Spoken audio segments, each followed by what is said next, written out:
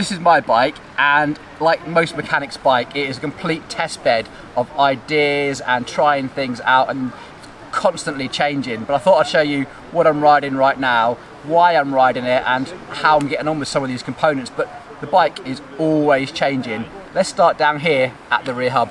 So I'm actually running the Shimano 12-speed hubs on here, the XT version.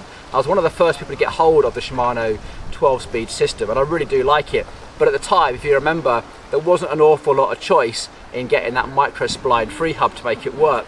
So we got hold of these hubs, and my initial impressions were these are fantastic. They look great, the build quality looked pretty good. In reality, they've not turned out to be that reliable. It's a real shame. We actually built these onto a few customers' bikes as well, and we've had them back, and we've had so many problems we've actually upgraded them to DT Swiss. I'm still persevering with these because I want to understand how to fix them and make them better. That's part of being a bike mechanic, I definitely think. But other than that, with all their tinkering, they definitely run really smooth and silent. The engagement is fantastic. You just really want that that reliability. Hopefully they'll get there. The Pacenti i30 rims, I really love. They're low profile, they're super strong. Built these wheels up myself, as most bike mechanics probably would do.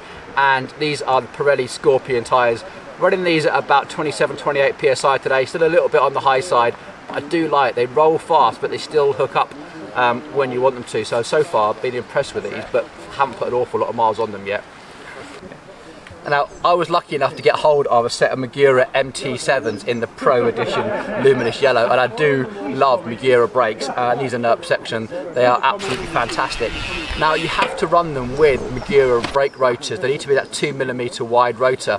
But the problem is they're never in stock. Whenever we get hold of some, they always go to customers first. And as a result, I'm actually running these with the Shimano brake rotors. The standard steel one on the back, and I've actually got the Ice Tex on the front. You definitely notice a difference in bite point. I wouldn't recommend it to anybody, but in a pinch, they seem to be working absolutely fine, just like this. The brakes, I just have to say, these are my favourite brakes at the moment. It's fantastic. So I'm actually running flat pedals, which is a bit strange for me. I normally run SPDs, and the reason I'm doing this is a bit of a winter experiment to see if I can improve some of my riding technique. And so far, I've definitely been highlighting some of the gaps in my technique and my pedaling style. And it's definitely worthwhile. If you have been running SPDs your whole life, like I have, I would definitely recommend spending a winter on flats. It's been an education so far. I'd recommend it. These are just the Shimano Saints on some Shimano XT Cranks. Super reliable, they seem to work. Probably need some more pins in that, I think.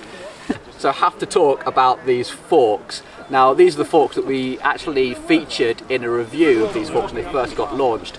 And I've kept them on the bike because I really like it. This Pipedream Sirius actually works really well on a 130mm fork, and these Pikes are exceptional. I really do think they're some of the best forks you can get on the market right now. I love the high and low speed compression. I think that's fantastic.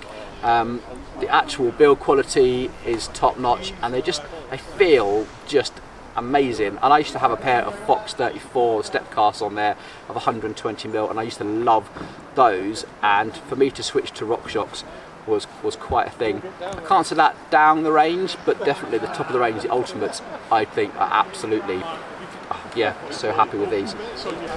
I have to talk about this because this is an absolutely monstrosity, but the reason I've done this because the head tube on the Pipedream Sirius is really short, and I've got every intention of just always changing my bikes. I always like to try new things, so these forks are definitely going to go with me onto whatever bike I get next. I've got a few ideas, and also I can't quite work out what the height I want, because I actually want the bars a little bit lower, but the problem with that, with the slack head angles, is that as you turn the bars, they tend to interfere with the top tube, and I don't want to crash my bike and then break a brake lever on my top tube. And also sometimes when I need to store the bike, we need to store it in this position, and you know, if the handlebars are too low, it just gets in the way. So it's a practicality thing rather than a ride handling thing, which is a compromise, which is just, I guess, irritating me a bit, but it is what it is. I love the head angle on this bike. I think it works really well. So the whole bike is actually a steel Pipedream Sirius. It's like the little brother of the Moxie, which made Pipedream famous. The build quality is fantastic. I love the geometry. It's sort of, I've always come from a fast cross country. My previous bikes have been things like Cannondale Scalpels, Cannondale Flash, that sort of thing. And for me to go to a bike like this was quite a revelation, and I've been really enjoying it. But I think I am ready to go back to something a little bit lighter. But in terms of a bike that will pretty much do anything, I can thoroughly recommend these. They've just been great fun. Talking of which, I think it's time we got on our bikes and went for a ride. Mild peril. Mild peril. Let's go. Drop in, as Mr. Pilgrim would say. You okay? You ride it all? Yeah. Cool. I just picked a line and went for it. Good for you. Just remember what Jake said, which was like, look where you want to go.